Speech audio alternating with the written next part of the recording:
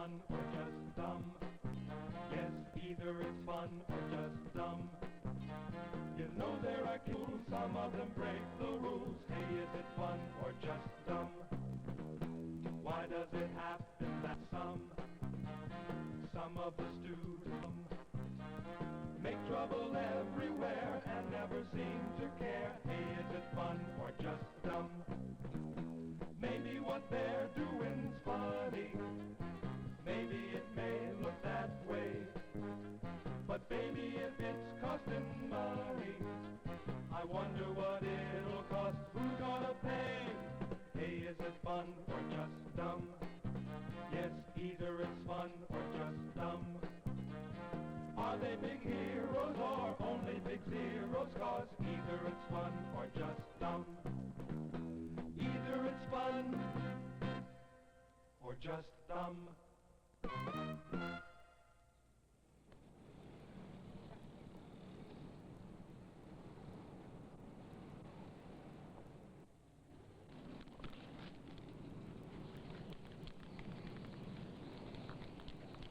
Hey, what are you doing there?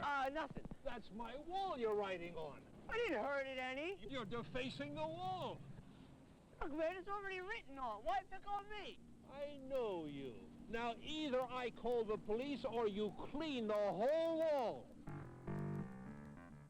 By definition, graffiti simply means writing or pictures scratched or inscribed on a surface. The term was first applied to the ancient drawings found on the walls of caves. In any event, graffiti is as old as civilization. Some of it is highly prized as a reflection of the culture from which it came. Even our founding fathers indulged in graffiti. George Washington's initials can still be seen on the rocks at Natural Bridge. Recently, some have labeled graffiti art.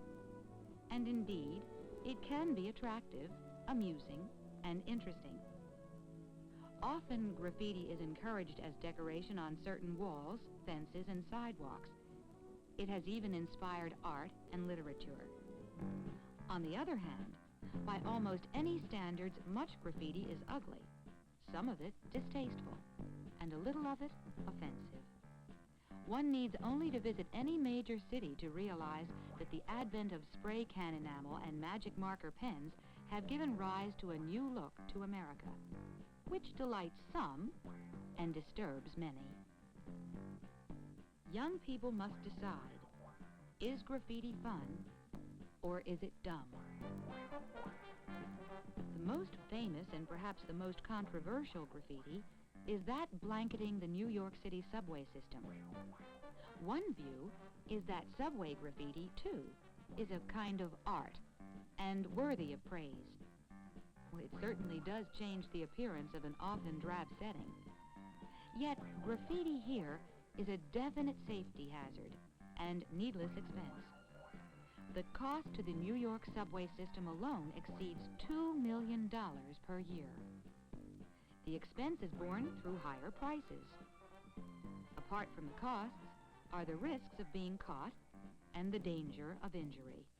A number of would-be artists have been hurt by subway cars and electric shock. Nationally, schools are frequent targets of graffiti. Although seen in virtually every area, it seems to be most concentrated in the inner cities and older neighborhoods. One reason it is not often found in the suburbs is that it is quickly removed when it appears. No one knows how much is spent totally on the correction of graffiti, but it is estimated that in schools alone the cost runs into tens of millions of dollars. Until a few years ago, graffiti was limited primarily to alleys, vacant buildings, and fences. Today, it appears almost everywhere. Not even works of art are spared. Nor is the natural environment immune. Graffiti is everywhere. I think graffiti's neat. It's our way to communicate. Graffiti is sneaky, done when people think nobody is watching. I can't see the fun or honesty in that.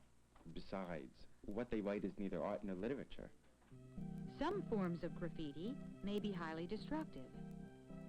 10 years ago, such damage to works of art was rare. Now, it is common worldwide. And the hate graffiti, once despised here but seen in other countries, now appears too often in America. Many of our historic sites and national treasures have been affected. The defacement of public property has been termed a national disgrace. A good question at this point is, why do people do it? The motivations for graffiti are many. Love, bravado, or even humor. But the motivations are not always so innocent. Graffiti may be hateful, insightful, or radical. Some experts say that graffiti is one way adolescents have to express their identities. They say this isn't really any different than putting titles on doors of offices or monograms on things that we own. Perhaps some of it is an attempt to be unique. However, another strong reason for graffiti seems to be peer pressure. In other words, some of it's done to show the other kids you're not afraid to do it, or merely to show how many times you can do it, or if you can put it on inaccessible places. But in still other cases, graffiti is used as a way to mark the territory or communicate in street language. Other graffiti rises out of anger, resentment, and psychological disturbance. In any event, it reveals a great deal about the artist's personality. The school board and the principal have approved your request to decorate the school walls, providing you submit your plans to the students for a referendum vote. So what do you want to do? Well, if they really mean it, why don't we go mod? What do you mean by mod? You know, Dayglow colors, wild designs, graffiti, anything that we want. Why graffiti? Because it's groovy, it's where it's at. That's not where it's at with me. I see graffiti in my neighborhood all the time, and I don't like it. If you want that kind of junk, you take it to your own neighborhood. Well, what kind of wall do you want? I like murals, black art, pretty things, not profanity. It seems we're not in agreement. There's this about graffiti. It often starts a debate. Obviously, graffiti is a lot of different things, and it certainly can be a problem. There are many approaches to solving it. To combat the epidemic of graffiti on subway trains, some cities have begun to buy them already decorated. It is also used on buildings and fences. This idea of imitation graffiti, sometimes called walls of pride, is executed by artists. Some experts say this encourages rather than discourages more graffiti where it isn't wanted. Others have tried to control graffiti by allowing it to be applied in specific places. Many think that this is a good answer, but others say graffiti is only satisfying if you have to write and run. Schools have met the problem in a number of ways, everything from security guards to poster campaigns. Some schools require parents to pay for the damages. Others have attempted to solve the problem by architectural means or use of materials which are easily cleaned. I think the punishment should fit the crime, and those who create the graffiti should be required to clean it up. I think the answer comes from pride, because if you're proud of your school, you ask others not to deface it. Kids who write on toilet walls have psychological problems. Let's help them straighten out their heads. I believe we should attack the problem and not the symptom.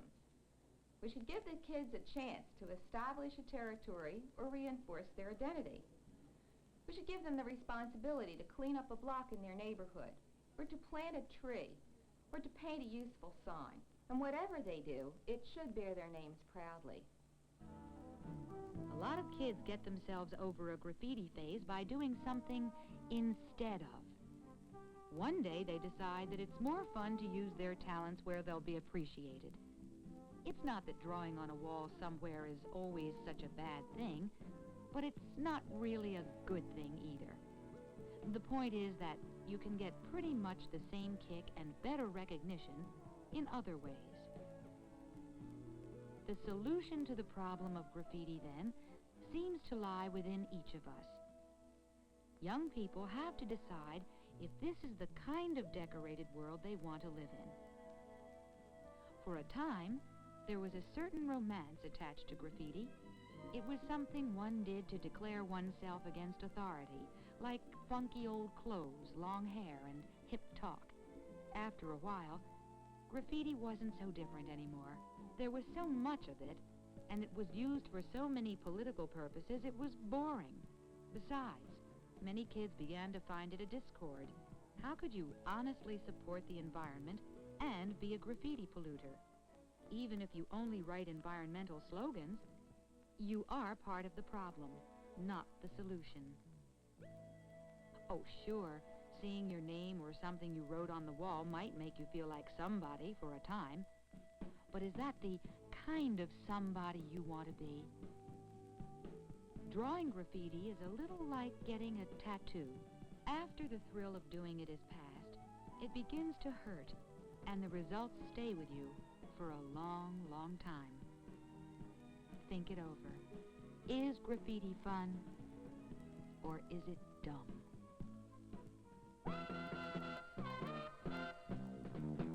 Hey, is it fun or just dumb?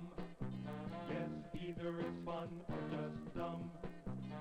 You know there are kids in school, some of them break the rules. Hey, is it fun or just dumb? Maybe what they're doing's funny. Maybe it may look that way. But baby, if it's costing money, I wonder what it'll cost. Who's gonna pay? Hey, is it fun or just dumb? Yes, either it's fun or just dumb. Either it's fun or just dumb.